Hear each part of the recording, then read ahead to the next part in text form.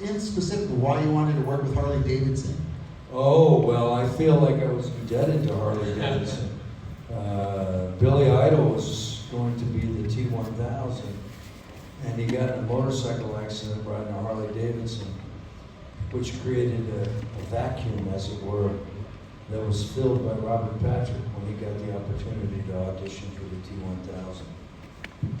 So, in gratitude, now I sell. Kind of smart. Very smart. Kind of ironic, kind of prolific. Yes, I got him laughing right there. This guy knows nothing about me. He's like, I'm not even sure where we are right now. Billy Idol was a musician back in the 80s. Billy Idol is still a Yes, very good he is. singer-songwriter and musician who plays quite a bit. Yeah, so Harley Davidson of Santa Clarita. So a good friend of mine owns Glendale Harley Davidson. And I've been a biker for a long time. My first film was a biker movie. I played Warlords from Hell. Was the name of the movie. I played a psychotic biker. And that was the first film I ever did for Roger Corman back in the day. Oh, wow. And I had a lot of fun doing that. I've been an active motorcycle club member ever since. So there we go. What's your favorite bike? The Road Glide Limited, I think, is the best bike. The Ultra. Road Glide Ultra is my favorite. I also love the Dynas. But I just did a 22-day trip across America. I rode to the Vietnam War Memorial for Memorial Day weekend, and we demonstrated for the POWMIA issue, the burn pit issue, and also the Love Lives On issue, which is something that we're trying to build, that we're trying to get passed right now. For the spouses of the men and women in our armed forces, if your spouse dies, say you're 27 years old, you've got like 3 kids, your spouse died, killed in action, training, whatever, you get benefits for life, for the rest of your life. But if you were to meet someone else and fall in love with them, marry them, you lose those benefits. And it just doesn't seem to be very fair, especially when less than 1% of our population serves in the military. So I think that people need to do more to support their veterans. And try to protect our country. And I'm speaking to a Canadian and American audience, and I think that's relative to both. So, but I don't know your situation in Canada, how you treat your veterans. I think we treat our veterans You pretty have a much the same different- as in the States. You have a different health Right. Healthcare system, yeah. We have a different way of going about it in the United States, and we're more pro-military. We would rather have a stronger defense Yeah. and less socialized And medicine. you seem to I'm do really a lot trying with to the avoid military. politics. No, well, and this is well, maybe this will get us off of it, but it's still staying on the track a little bit. I do notice that you do a lot of work with military. Well, that's out of guilt. It's out of guilt. It's out of guilt that I didn't serve in my country. When I graduated high school, I graduated right after Vietnam, 2 years after Vietnam ended. And the way the Vietnam veterans were treated when they came home from the war, the way they were treated by their fellow countrymen was despicable. They were spit on, they were called baby killers. They were mistreated horribly. And it made the military look like something that I didn't want to get into. And I come from a military family. My family's served in the American armed forces since the Revolutionary War all the way on. And it ended with me. My grandfather was a lieutenant colonel in the United States Army. My father couldn't serve because of asthma, but I should have gone into the military, and I didn't. And the reason was the way they were mistreated. Right. So as a result, and the guilt that I didn't serve my country, I now do everything I can to help all my friends that are veterans. That's Well, we definitely applaud you in all the work you do. I appreciate that. Well, I appreciate that. I'm not as much as it's very nice of you to applaud me for that. That's not the reason I do it, but yeah, I've had the good fortune of playing a lot of different roles in the military, and so I really do feel that God gave me this platform, and it's what I'm supposed to use it for. How does your origin story begin when it comes to acting? I failed at pretty much every other thing I attempted in life. And it was sort of a last-ditch effort of really trying to give some sort of purpose to my life. What was it that, what was the catalyst, if you will, that got you into acting? It was really the only thing that interests me. Really? So was there someone you were looking up to at that point already, No. or just? No. You're just like, I just want that money and that life. It's the only thing that seems to be that I'm attracted to. I like to tell stories. I like to pretend that I'm somebody I'm not. I had moved around a lot as a kid. We moved to different parts of the country as I was moving around. Every time I moved, I created a whole new Robert Patrick. Right. You know what I mean? And I got really good at it. I also have a grandfather that's a con artist. So I had one that was in the military and I had another one that was a con artist. And the con artist grandfather said, you know, if you believe it, it's true. And that's what acting is. So that's what I do. So how about that? And you've been in. Is that what you were expecting? What is happening here? Mind blown. I like it over there. It's a true story. He was doing his own T-1000 right there. Your mind's blown? Oh, yeah. It's a true story. I mean, acting is nothing more than everything you did as a kid. And we're just adults that we try to keep tapped into that imaginary world that we all created as children. You know, it's just. You played in a lot of action roles. You mentioned playing a lot What of is roles. your name, by the way, guy sitting on my left? I'm Steve. Steve. Good to meet Nice you. to meet you. I'm Zeus. Zeus. I feel like I know Zeus. Steve, I wasn't sure. Are you with a V Yes. or a PH? I'm with you. All right. Now that we all know. We're not sure if it's pH balance. By the way, are you guys here for the Peter Weller panel or the Robert Patrick panel? They were kicked out of the Peter Weller one. Because when people look at me and go, hey, you're that guy, and I go, yeah, I'm Peter Weller. I do it all the time. I thought you were John Cena's dad. I'm John Cena's dad, too. So there you go. You can't see me. You've been in so many iconic movies. I got lucky, man. Well, you know, I pick the jobs I want to do, and I really act for myself. I mean, it's not like a conscious choice of, well, what would my fans like? I never. And that was going I to be my don't do question. that. Like, do you have you've done like a lot of comedies as well. Do you enjoy doing the comedy? Because you are known for your action roles, I think. Yeah. But you've shown up in some like Strange Wilderness is one of my all-time. That's And I just want to laugh. I was at that. kidnapped by the pygmies, Yeah. tied to a wooden stake. And not to mention like the. And they ripped open my scrotum with a stick. And my balls fell into the dirt. And I scooped those balls up and repacked them in my scrotum and sewed it myself. It's a true story. That had nothing to do with the movie, by the way. That's the monologue from the movie. I'm kind of amazed I remember Yeah, that. that was really Look, good. I'm 65 Yeah. years old. I'm surprised I can remember what yesterday was. So I'm guessing you enjoy doing the comedy roles. I mean, you even got to be. Most actors only get to play a role once in a movie. Like you got to cameo as the T-1000 in not just one movie, but two movies: Wayne's World and Last Action Hero. Yeah. Yeah, Wayne's World. Funny story about that. Mike Myers. Mike Myers, yeah. Fellow Canuckle. He did not want me to do that movie. Lauren Michaels, the producer of SNL, strongly suggested that it would be great for me to do that movie. Mike Myers said, no, it wouldn't. Lauren Michaels said, yes, it would. Kind of went back and forth.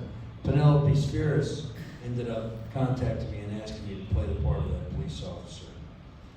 We filmed it, T2 was still in the theaters when they premiered Wayne's World, I went to the Chinese theater on Hollywood Boulevard with my wife and Penelope Spheris to watch the movie, and much to my amazement, that particular bit got the biggest laugh in the whole movie. Same with us. Same And with we had us. I had this really strange reaction, like, how the fuck did that happen? Yeah, I didn't think it was gonna be that funny, Yeah. but it got a great laugh. Maybe that was why Mike didn't want me in there. Well, we always Who knew, knows? We always knew that Lauren. He was a the nice guy to meet. The nicer Michaels. You know, I found a Polaroid from Mike Myers that he signed a nice Polaroid for me. So Oh, nice. I still have it somewhere. He heard he had to be nice to you. If not, you're coming for him.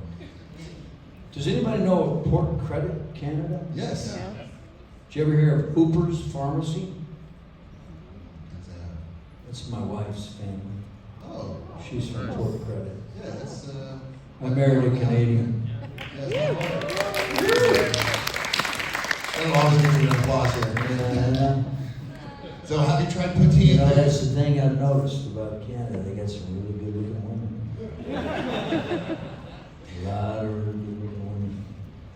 I do not want to get canceled, so yes, yes, you're all lovely. Now, so we've been watching you through, I feel like my entire How life long I've is been watching. how long is this podcast? This goes forever. We're going to be here until 7 o'clock tonight. No. 15 minutes in? We're 15 minutes in. Fuck, how far do we gotta How go? long do you want to go? I don't know, dude. Zeus, it's up to you. Buddy. Zeus is up. How long do you want to go? Do you guys want to know the real truth here? No, we don't. We want to go deep here. Now, I think one of the first times I recognized you was in Die Hard 2. In that terminal scene. The terminal That's scene. right, that's yeah, right, that that's was a big one. Who are you? Sitting duck. What do I look like to you? Sitting duck. You know, Zeus, I practice that line so many different ways, different line readings. A sitting duck. Sitting duck. Thousands of ways to say that line, and I finally came up with the way it is in the movie. Yeah. There's that guy sneaking out right there. Well, that's the T3000. That guy right there knows my brother Richard really well. I think it's that guy. Yeah. It's that guy. It is that It's guy. that Yeah, my brother Richard's a guitar player. He used to play for 9 Inch Nails. Oh. Now he has a band called Filter. I've seen them. Hey man, multiple nice times. shot. That's my kid brother. No way. You didn't know I that? did not know that. You don't know your Robert Patrick. Get off the stage. Get off the stage. Get off the stage. Get off the stage. You fucking slacker. Where's your link letter? So you get Bruce Willis there. Bruce Willis. You got Bruce Willis. Bruce Willis killed Then me. you get Arnold Bruce Willis Schwarzenegger. killed me, and I was on the soundstage, and I was laying dead. I never forget this. And I didn't, I'd done 8 movies for Roger Corman. So I knew that, once you're dead, you're kind of dead. You just sort of lay there because you don't want to move, because you don't want to adjust your posture or anything, because they're going to take pictures of you. But I remember laying on that stage. I can't remember, I think it's sound stage 20. I was laying down there, all twisted up. I'd been shot. I think I laid there for about an hour and a half. Bruce walked by and he said, "Somebody better check on this guy. I think he's got rigor mortis." I remember that. But I was a real, I wanted to do good, man. I wanted to do good. That's one thing for sure. Well, you definitely stood out in that movie because it's like a character. It's one of those characters that I liken to the first Die Hard movie with, and I forget the Asian actor's name, that he's the Mars bar as they were getting ready to breach Nakatomi Tower. And I'm like, your character stood out. And then to see you in the next time that I saw you, that I recognized, was in Terminator. And I'm like, my God, there's my guy there. Well, that Terminator, well, not only did working with Roger Corman sort of get the attention of James Cameron, who's from this area, we discussed, and so starting with Roger Corman, so he kind of knew what I had gone through, and if I'd done 7 movies for Roger, obviously I'd done something pretty good because Roger kept going to me.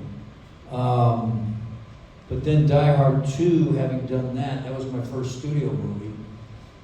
And as a matter of fact, the money I made from that movie, I bought my wife an engagement ring and asked her to marry me. And then about 6 months after that, I got the audition for T2. It was funny, it was one of the things I said to Cameron when he said, I want you to do the movie. And I said, well, I gotta have these 2 days off because I'm getting married. He looked at me like, what? You sure you want to do that?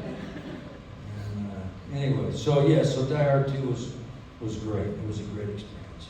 And then Terminator, there's the And that helped me get that movie. Yeah, and the classic story was your conditioning, like, cause Yeah, running, training, right? yeah. Well, I was smoking 4 packs of cigarettes a day when I got the audition for T2. And they loved how severe I looked. And it was really because I was starving. We were so broke. I didn't have a lot of money. I was doing a play, and I had to give all that shit up.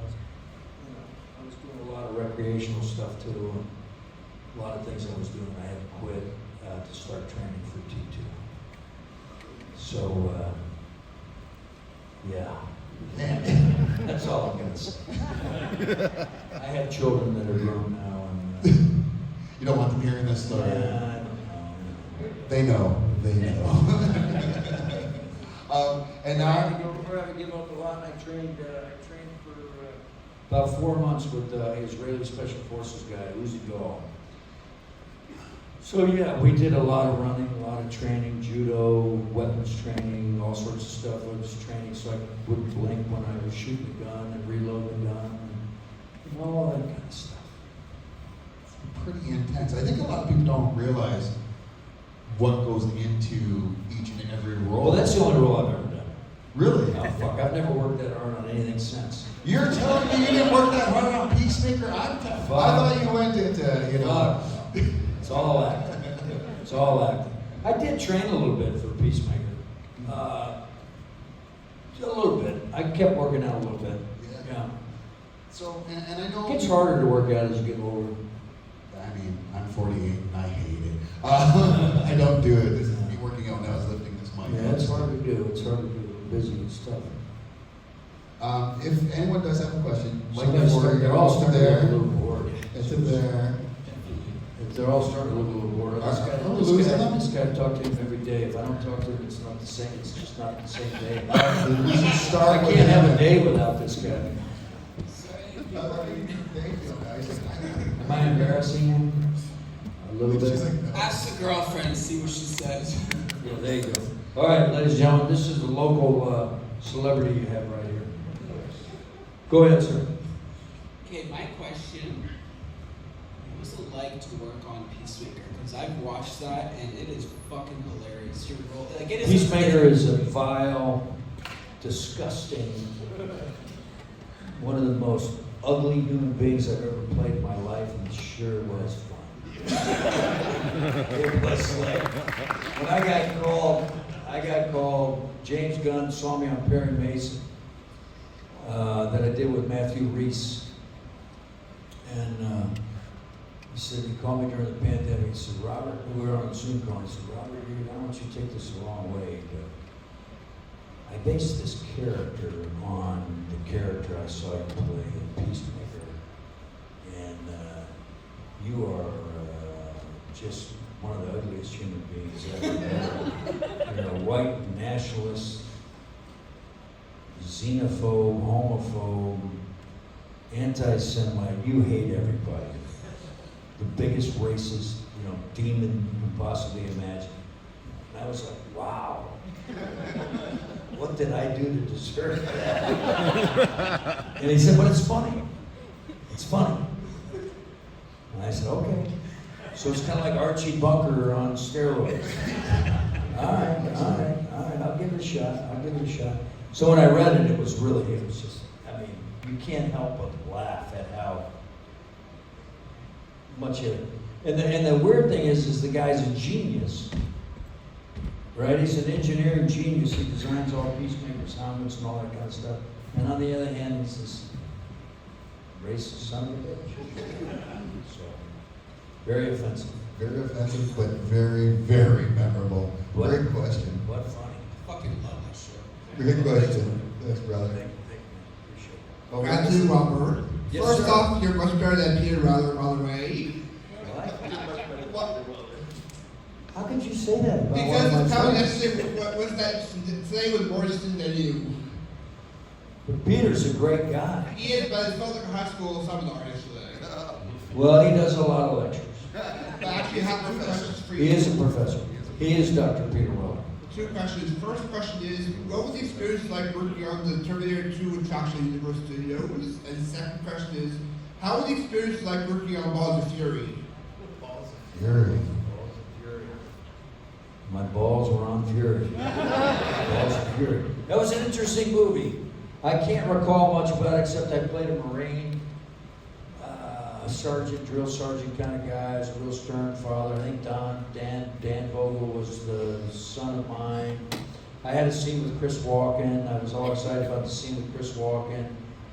He didn't have any dialogue, but he was supposed to be in the scene, but he sent his photo double instead. So I was really bummed out about that, since we had the same hair. So I don't really remember much about it, to be honest with you. And about the Terminator 2 attraction, how was it working on that? I'm not quite clear on what he's asking. Terminator 2 attraction Universal Studios, the Terminator 2 Battle Upon Time. Oh, yeah, that was fun. Yeah, that was fun. Yeah. Terminator 2 Battle Across Time. Yeah, that was the 3D thing that we did, which was essentially T3. Yeah, that was fun. It was a lot of fun. Thank you very much. My pleasure. Thanks, brother. My Good pleasure. questions, good A lot of questions. running and I wasn't in good shape. It was harder to do because I was out of shape. This guy looks like a butcher right here. Right? That is Bob the Butcher. Is that Bob the Butcher? That's actually Robert, but Oh, Robert. we'll go here and then you're next, Rob. Yes, sir. Mr. Patrick, Mr. Patrick. I am a really big fan. I'm a disabled veteran, Gulf War, Air Force, and I appreciate everything you have done for us, sir. And you may not have served in the military, but I thank you for your service to us. Wow, that's very sweet. Thank you. It's very kind of you to say that, and interestingly, we're actually doing a documentary. I failed to mention that earlier, called "Ride for America" that we're doing, where we're literally riding across America. I ride with a Vietnam combat vet, and I ride with a combat controller. Do you know what a combat controller is? Combat controller, for those of you that don't know, it's the most advanced special forces we have in our special forces cadre. They're the elite, most elite, because they can call in airstrikes. And there's only 500 combat controllers at any one time in the United States military. So it's a highly selected, specialized group. Like one combat controller goes out with one group unit of Navy SEALs. So there's like one of them that goes, and they're trained just like the Navy SEALs or Rangers, Green Beret, and all that. You know, the highly advanced special forces group. I happen to be the ambassador for the Combat Control Foundation. Very proud of that. And we are. Thank you. We are. We're riding across America, and we're also spending a lot of time with Gold Star mothers. Gold Star families. Those are families that have mothers that have lost sons, families that have lost dads, so forth and so on. And we spend a lot of time with them as we're going across the country. But it culminates with the Memorial Day and Rolling to Remember and all the Harleys riding through downtown Washington DC that's been going on. for the I last think I 35 can honestly years. say you've done more not being in the service than you ever would have in the service. Than Well, I honestly, as a service member, I appreciate that. I appreciate that. Actually, my question for you is also about the Red Dragon character. The White Dragon. Or the White Dragon. Yeah, there's White Dragon from Peacemaker. Yes. Sure. Yeah, go ahead. I've dabbled a little bit in like little roles for my friends and stuff, and there was one I did that was a really abhorrent person, really racist, really against people with disabilities, and using the R word and all that stuff. And I had such a hard time getting through it. Oh. Did you have any problems getting through? How did you get through the racist dialogue? And because you seem like such a nice man that, I mean, you pulled it off completely. I mean, it was a complete, but you're such a nice man, and the acting job is just so phenomenal that you did there. How did you pull that off without hating yourself every time you said it? Well, I didn't one take of it those too words? serious. I didn't take it too serious. I mean, is serious in nature, his attitude and his personality, but it's fiction, and I didn't take it too serious. And I didn't become him, Right. you know. Whereas I have had other roles offered to me that I've been so greatly offended by those roles and the way this project was going to be presented that I turned them down as a result. I just didn't want to go there. So it's to the, you know, what, in other words, what roles am I willing to play? And if they're coming to me at a time in life when I want to play them, or do I not? And how deep do you want to go? For Peacemaker, it's superficial. It's like, I don't have to go deep. I get it. The guy's a fucking asshole. I know how to do that, you know. Oh, I can't wait to see more of them. Hopefully. now this season 1 is not canon. Well, I'm not at liberty to discuss or comment on anything in regards to whatever this gentleman is saying over here. You thought Feige's snipers were bad. But you know, for instance, there was a movie called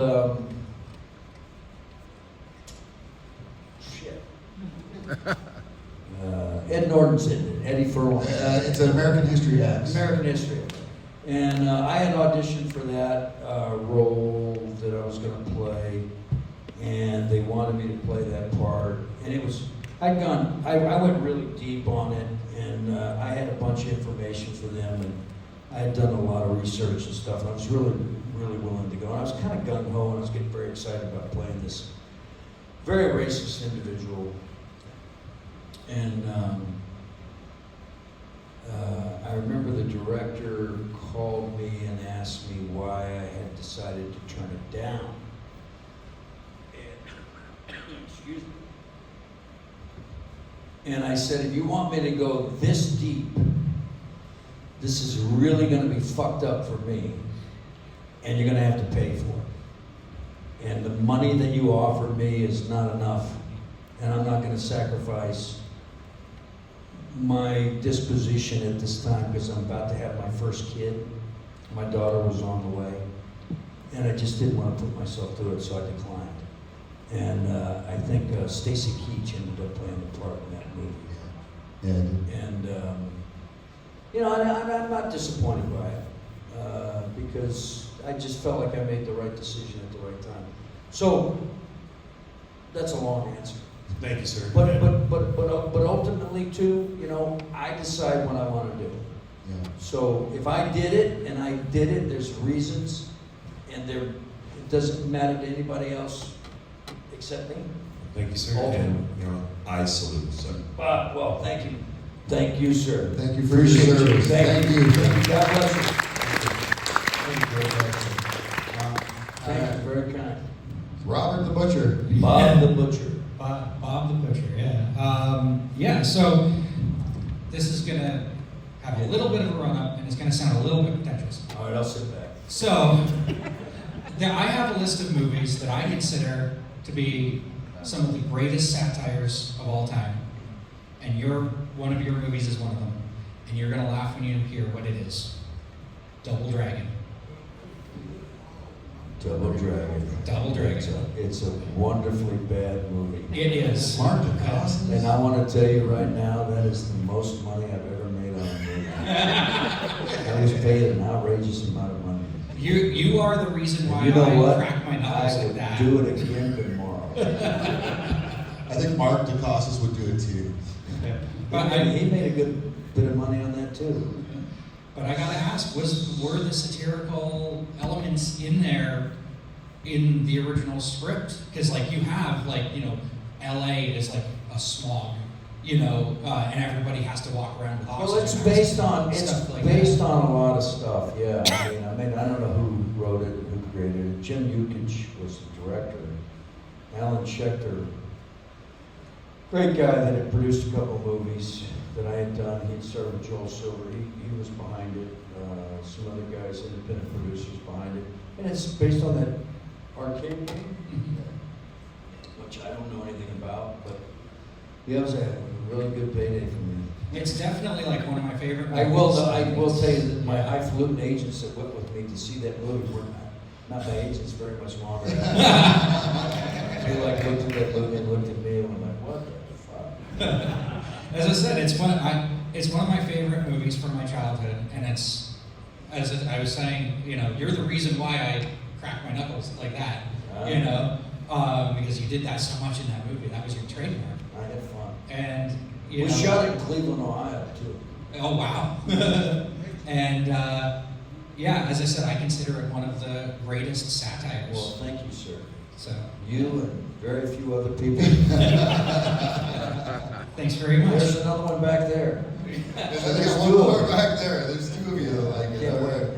Thank you very much. All right, thanks, Rob. Somebody asked me at this convention, was that a wig? Because my character's platinum white hairdo. No, they dyed my hair. Oh my God! I remember now. Yeah, had that white hair. Did you have a goatee? Yeah, black goatee. Yes, Crazy. I remember that. This guy tried to get a picture from me today. I wouldn't let him do it. So you will be next, and then those will be our Yes, last sir. two there. Hi, my question is about T2.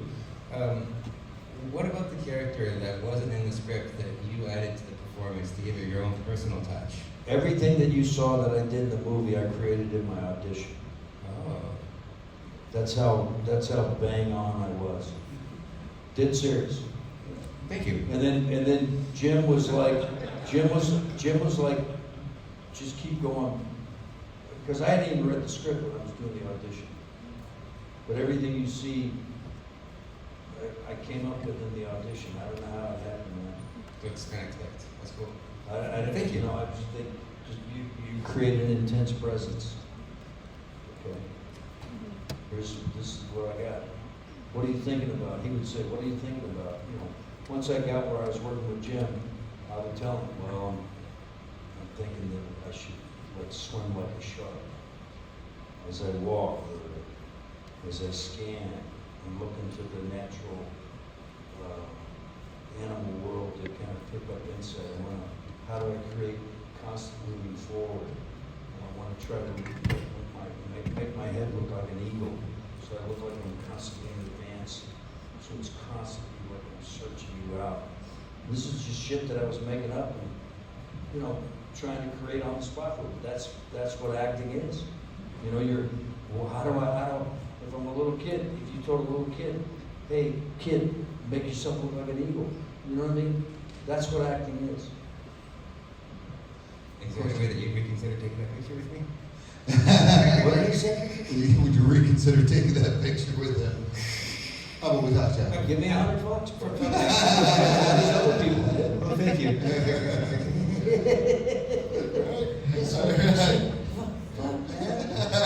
Welcome to Canada. Yo, Will Smith. what's going on, Will? Big Willie. Hey, it's like Will Smith. Uncle Phil. Billy. Uncle Will. We're making a TV show. We're making a TV show. Me and you. You guys should, yeah. Quincy Jones produced that too. Did you know that? I did know that. Yeah, of course. That right at the end. Quincy Jones production. Quincy Jones. My Quincy Jones trivia, did you know Rashida was his daughter? Yes, I did. There you go. Sorry, I'm Beautiful. sorry. Beautiful lady. Sorry, Will. Go ahead, Will. So I know a lot of like actors are kind of desensitized to seeing themselves on film, but like Terminator 2, fucking mind blowing. Like shit's blowing up. You're running down the fucking road. It's pretty fucking amazing. Like how were you reacting when you saw yourself like in the theater when you went to go see it? Okay. So as I said, I was in training for T2 when I made that movie. And then Jim Cameron very nicely got me 20 tickets to go see it when it came out in the Cinerama Dome on Sunset Boulevard. And I lived in an apartment building in Hollywood, so I had 20 of my friends come over and go with me, and we walked from my apartment down to the Cinerama Dome.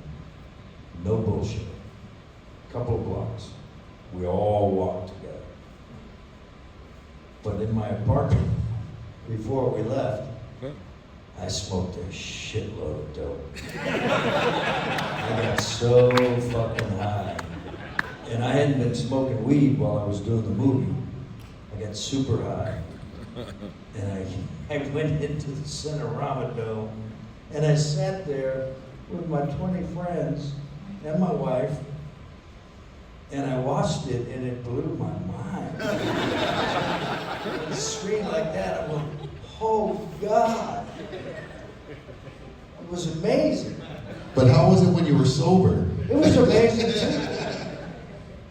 That was the most fun I had. That was probably, outside of watching it one more time with my adult children, well, they were teenagers at the time. I went to a screening about 10 years ago with my teenage kids so that they could see it, and did a little Q&A after, and that was kind of fun to see. But I don't like to watch my stuff as a rule, but that particular one was kind of nice. And no, I don't smoke marijuana anymore, so. Put it away, Steve, put it away, put it away. I've been sober for 28 years, so. Not the decades of applause, It is, but that's very nice of you. it is weird that they have the new sobers, the California sober, What is California sober? where you quit everything except for weed. Well, I don't want to say anything, that's bullshit. I'm pretty straight-laced, outside of, maybe taking a straight edge. But I have to take Advil from time to time. I have a lot of aches. Sure. Well, thank you, Will. But Great. outside of that, I'm sober. Thank you, Robert Patrick. Thank you, Thank you, Phil. Thank you. You got it, you got it. Thank you, Dr. Phil. Thank you. I feel like I'm doing one of those shows, yes. Last question of the evening, and then we're gonna let this fine gentleman out of here. Goodbye, Canada. What do you got, sir? If you were to film another season of Scorpion or Unit, which would you do? Wow. Scorpion, or what was the I other one? like this guy. I like you, buddy. There's two roles that I've played that are my favorite roles. And this is, I think, kind of telling where I'm at. The two roles that are my most favorite characters are the most genuine, two of the best characters that have ever been written for me, because they're good guys. One is John Doggett on the X-Files. He's a great guy. He had a great heart. And the second one is Cape Gallo. So I enjoy those two roles. Those are my favorite characters I've ever played. I always thought I was going to be a good guy. Who knew I was going to be a villain? I didn't know that. I had no idea. So, Scorpion. Great Thanks, question. Brian. Great question, kiddo. Great question, great answer. The Unit guy was a great guy, except that he was having sex with his men's wives when they were on missions, which is not a good thing. Just want you to know he's not talking about me, though, okay? I want to point that out to all of you. Some of you all had that look on your face, like, bro, what's the tell? Colonel Ryan would send guys out on mission and then be shacking up with their wives, and that's not a good thing. I thought that's why it was called the unit. Oh, I thought that's why he was the drill sergeant. Who said that? Well, that was you? Military, yeah. Of course you did. Of course. Of course it was you. Ladies and gentlemen, have you been entertained here today? Okay.